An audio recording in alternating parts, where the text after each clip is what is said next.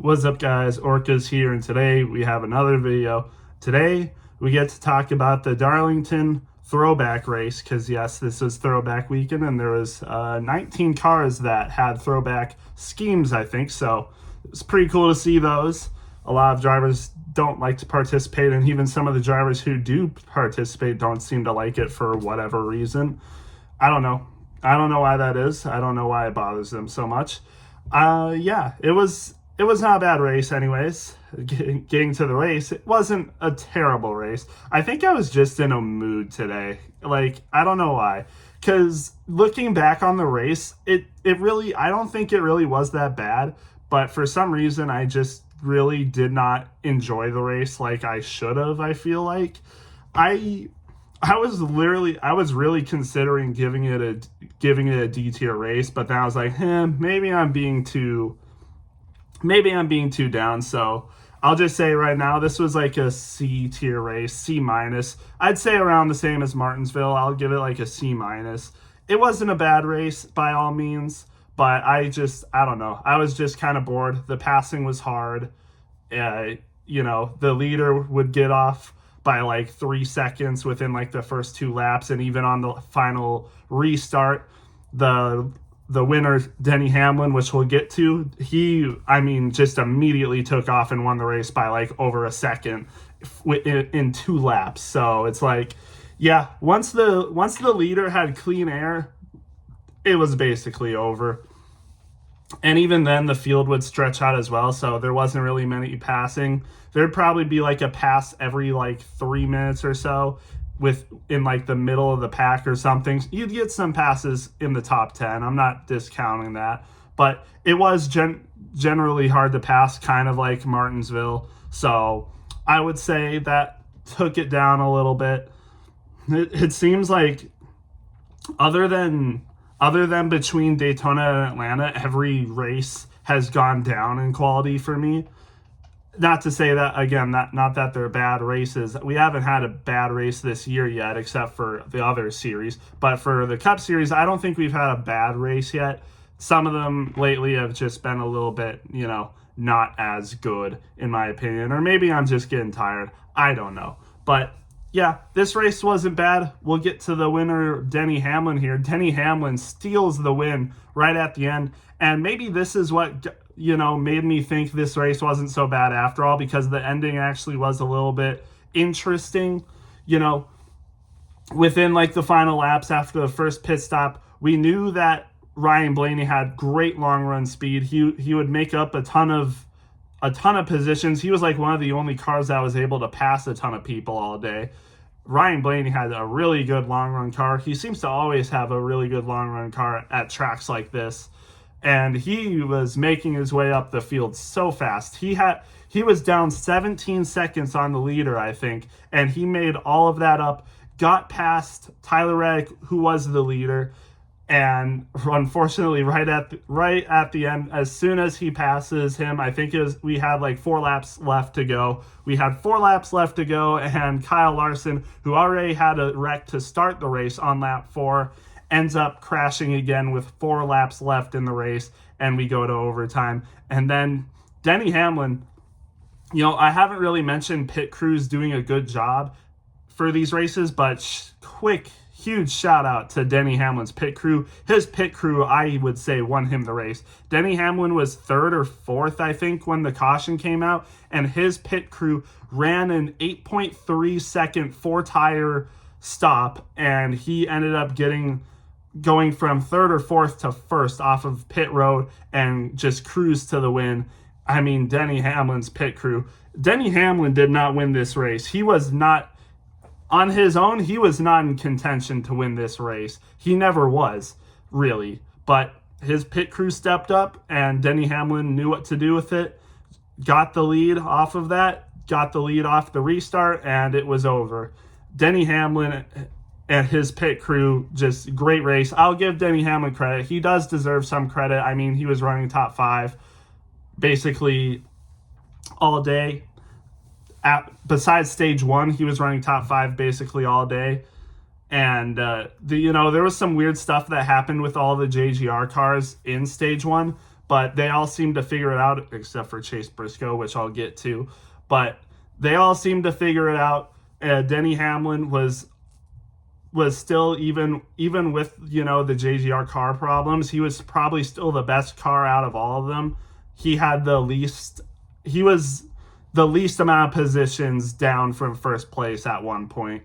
Like, Ty Gibbs was under 30th place, Christopher Bell was around 30th place, Chase Briscoe was around 30th place at one point, but Denny Hamlin always stuck around the 20th or like late teens for spots, and, you know, he just, I guess, just made it work. You know, all the JGR cars except for Briscoe seemed to make it work. They all had problems for some reason. I'm not sure what it was. Like, all their cars were too loose or something, just didn't have speed. But then all of them seemed to find something and, you know, get their cars back together. I think the pit stops, the cautions helped them out as well. So that was good to see for them. But yeah, it was bad for Briscoe. I want to get to him later, though, because I have more to talk about. Because this race was really eventful. Despite me saying it was boring, this race was pretty eventful. With cautions as well. Obviously, I already talked about Larson having that crash in lap 4. He eventually was actually able to fix his car enough. He was running 165 laps down, I'm pretty sure, at one point. But he got his car back in the race, and then it crashed and he DNF'd anyway. So, you know, it's fine. You know, it was interesting to see him get back into the race and actually be able to run. I did not expect to see that. His car was damaged pretty bad, and then, of course, it got damaged again. They're like, well, he's done. But also, other than him, Josh Berry got in a wreck as well. Hard hit. He DNF'd. It was late in the race. Stage 3, final stage, he got in a wreck. It was, I wanted to say it was Tyler Reddick's fault, but, you know, Josh Berry, I think he got in front of him. I can't remember how it happened, but I think Tyler Reddick, you know, thought he was clear, thought Josh Berry wasn't going to be in his way, and then Josh Berry did kind of get in his way a little bit, and then Tyler Reddick ran into him and crashed. It was kind of the same thing that happened with Larson and Wallace. Larson did technically wreck Larson just as Tyler Reddick wrecked Berry, but it was, you know, they weren't expecting it. Like, they weren't expecting it to happen. It wasn't really all their fault. It wasn't reckless racing. It was kind of just, you know, racing incidents, I would say. But yeah, those wrecks happened. Brad Keselowski was having a good day too until his pit crew sucked and they didn't tighten the lug nut. So he ended up crashing, and I think that was a penalty, obviously. So he ended up finishing laps down, but he had a good car. RFK was having a good day today. But just unfortunate, the strategy became interesting because there was a lot of cautions and even the green flag runs as well. Like, the tires mattered. And that's how Blaney was able to have such good runs, is because he would pit a little bit later than the other people. And by that, he was able to gain some laps because he had like almost like 10 lap fresher tires than the rest of the field. And he would make his way up front, and he was going to win this race, like I said, until that happened. So, unfortunate for him. There was a lot of other racing incidents as well. A lot of people getting up in the wall. A lot of stripes were earned today, let's say that. And, yeah, it was an interesting race. I think it's my mood, probably, that made me think this race is boring. And I did see a lot of people say this race was boring as well, but there was a lot of people defending it, so it's like, oh, well, sure. I'll concede. I won't say it was a bad race. I won't say it was a terrible race. It was an okay race. A little meh, a little boring, but still okay. Serviceable, I will say. Not bad, though. So, I don't remember who won stages. You know me. I don't remember who wins stages for some reason. But I forgot to talk about Byron. Byron led so many laps. It was looking like he was going to lead the whole entire race. But then, obviously, like we said, the pit stop strategies came into play, and he did lose the lead to people like Tyler Reddick, Christopher Bell, who ended up taking that from him. And then as soon as it cycled out, he seemed to get fined because, hey, ended up finishing second. Still pretty good, but man, he led over 240 laps, I'm pretty sure. And again, it was up until the final stage. I'm pretty sure he led every lap in stage 1 and possibly stage 2. I can't remember if that's true, but it might be. It's possibly true. I can't recall, but he led every lap in stage 1, almost all the laps, if not all of them, in stage 2. And then the pit stop strategies came out, and then he lost the lead. He was down as low as 5th, I'm pretty sure, but he got it back off of the overtime start because thanks to Kyle Larson wrecking. But Denny Hamlin had that to say after his win. He had to thank Kyle Larson for that caution that helped him get the win. And of course, he thanked his pit crew as well, because any respectable driver would probably credit that win to their pit crew. I mean, like I said, his pit crew basically won him the race, and then he did the rest. He had the good positioning for the race, and then obviously that lucky caution happens right towards the end, and hey, he gets the win. But like I said, William Byron, I mean, he was dominant. And we've seen this with Darlington before. There's so many people that will lead like over 100 laps in this race, and then for some reason it just gets crazier towards the end, and then they end up not winning, which is kind of crazy. He had the pole, by the way, led so many laps, and then it kind of just gets crazy towards the end. Things happen, and unfortunately it slipped away from him. But hey, William Byron has already gotten a win. He won the Daytona 500. I think he'll be fine. I wouldn't be surprised if he gets a couple more wins this season. But yeah, not a bad race for William Byron, all things considered. Still finishes second. Got a ton of stage points, mind you. So yeah, he's doing fine. He still has the regular season points lead, if I'm not mistaken. I checked that after the race. I'm pretty sure he still has the regular season points lead. So he's all good. Nothing to worry about for William Byron. Just sucks a little bit that he wasn't able to get the win, and also sucks for Ryan Blaney, who worked so hard to get that lead from Tyler Reddick just for a caution to happen there. Unfortunate stuff. But again, pit stops mattered, and we were talking about it. Bubba Wallace had some good pit stops as well. Had like an 8.6 second pit stop. Bubba Wallace was having a good race too, and that slipped away from him. We'll get to the rest of the drivers. I'll talk about them. But yeah, pit stops really mattered today. And Denny Hamlin, his pit crew, really good. So yeah, great stuff from him. So let's get to the rest of the field. Talked about Denny Hamlin, good amount, winning that race. Goes back to back, by the way. Didn't even mention that. His teammate Christopher Bell won 3 in a row and got another top 5 today. And now Denny Hamlin has won 2 in a row, and we're going to Bristol next week. And if you know Bristol, you'll know that Denny Hamlin is really good at that track. He won last year's spring Bristol race in a very interesting tire strategy race. Very interesting race with the tires. I don't know if we're going to see that again next week, but that was a wild race, and he still somehow made it work. Veteran experience with tires. If we see that again, I wouldn't be surprised if he wins, and he might still win anyway and go back to back to back, just like his teammate. So again, back to back for Denny Hamlin. Great win for him. I know a lot of Denny Hamlin fans will be happy about that, not so much the Denny Hamlin haters, especially after Denny Hamlin's, he likes to play the villain, and I respect that. And, his Kyle Larson remark thanking him for crashing, I bet that kind of ticked some fans off. So funny stuff there. Like I said, William Byron second, had a great race. Just unfortunately couldn't make it work. Christopher Bell also, like I said, again, just a really good race. Like I said, JGR had a really bad problem in stage 1 where their cars just didn't work. But, based off of, their readjustment and strategy and, some cautions, they were able to make it work. And Bell comes back for a 3rd place finish. Great race for him.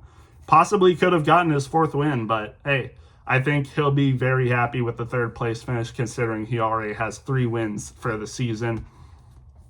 Tyler Reddick, so close. 4th place finish. Had a good car. Got the lead from William Byron and was leading ahead of Christopher Bell.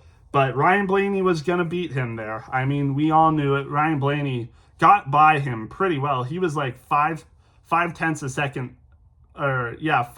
of a second faster on him per lap, and got that lead from him pretty easily. But Tyler Reddick was so close to winning this race. You could see it with Michael Jordan, who was attending this race. It was so close, but unfortunately it didn't work at the end. He did hit the wall too after Ryan Blaney passed him, which might have messed his car up a little bit, which is why he might have only finished fourth place when I'm pretty sure he started either third or second. I'm not sure on that. Maybe you can someone can fact check me on that, but he was top five for the restart, finishes fourth, so still a good day for him. And Ryan Blaney, who finishes fifth, good day for him, but I mean, so close. But still, good race for him. Finishes fifth, his first top five at Darlington, if the broadcasters were right on that stat, which is very surprising to me because he is good at these races.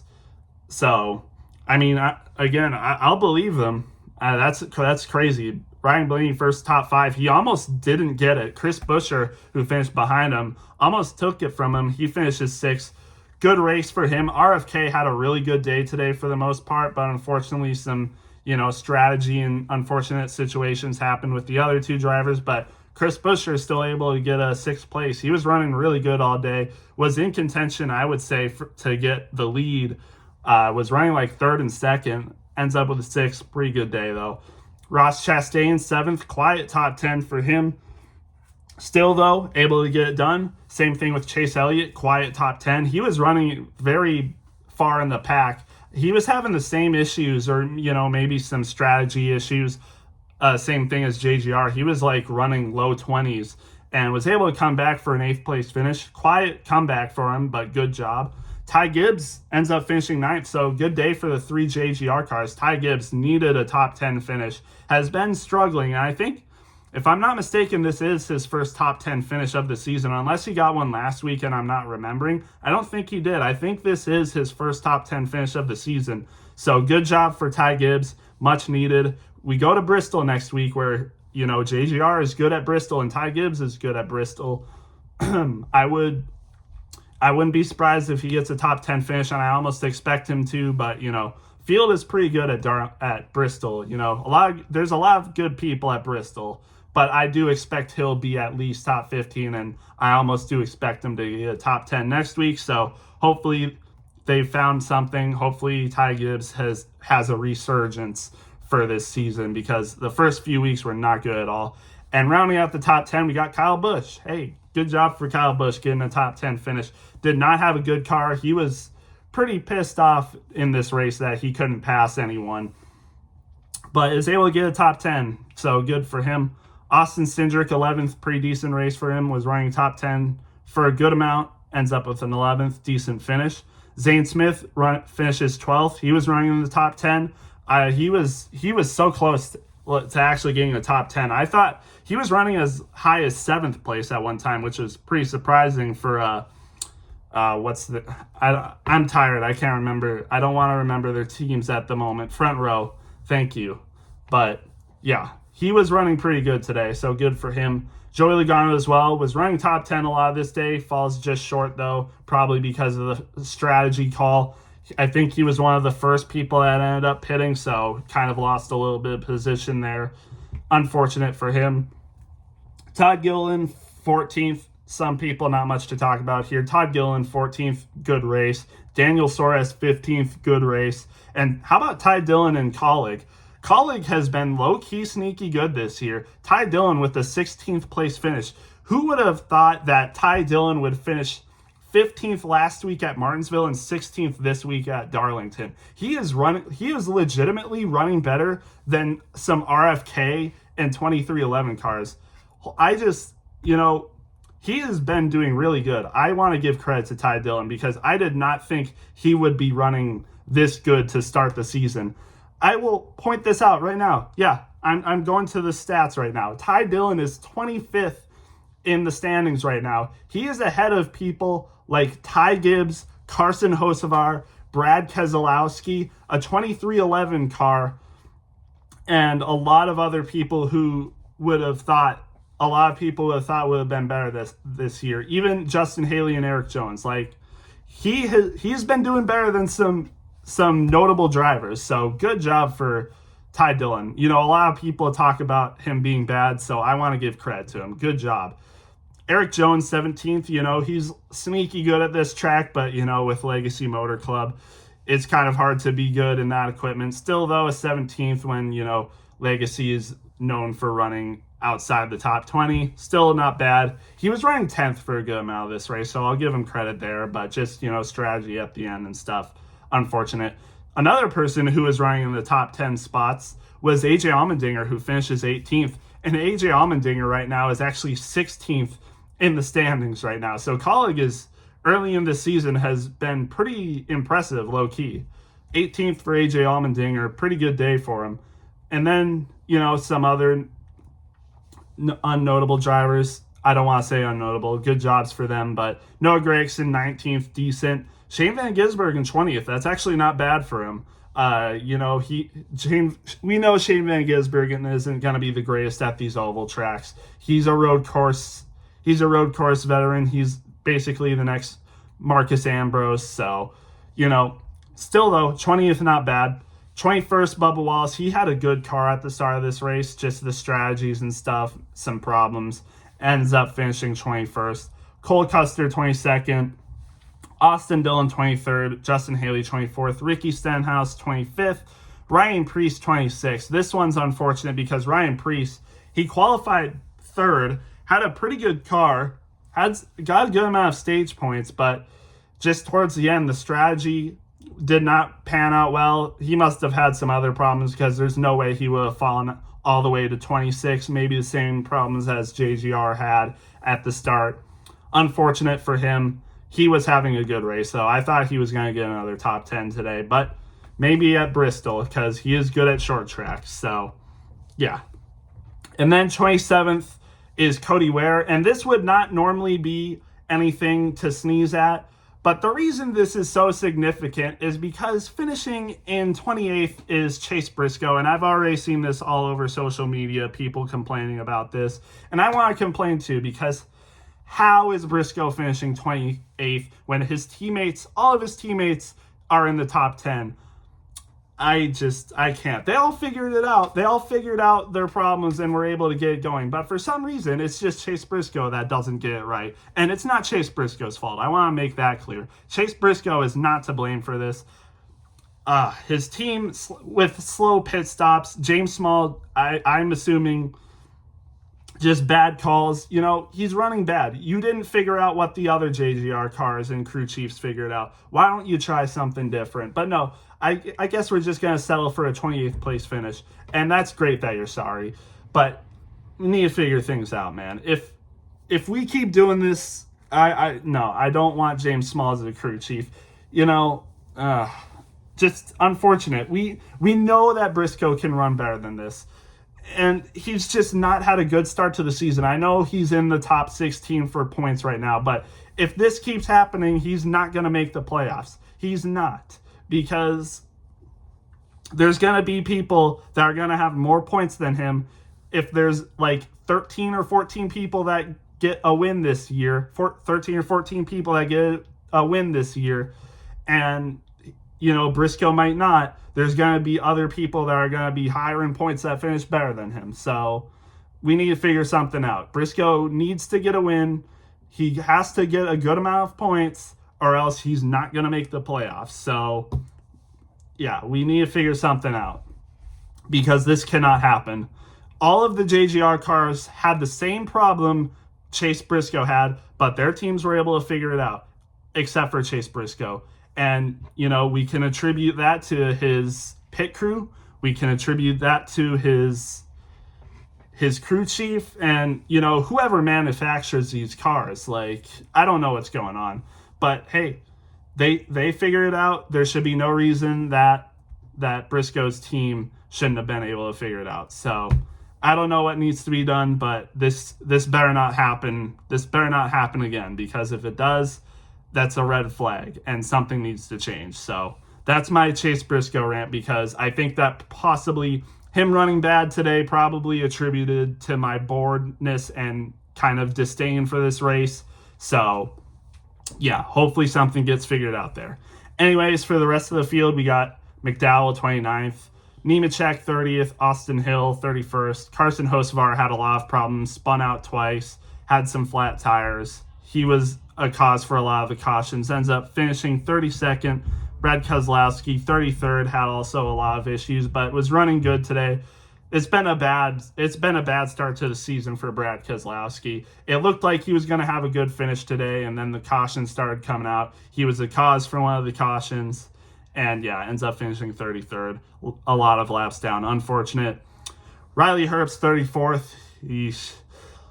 The less said, the better for Riley Herbst. Alex Bowman had issues towards the end of the race. He was starting to run better and then had some bad stuff happen to him. So 35th for him, unfortunate.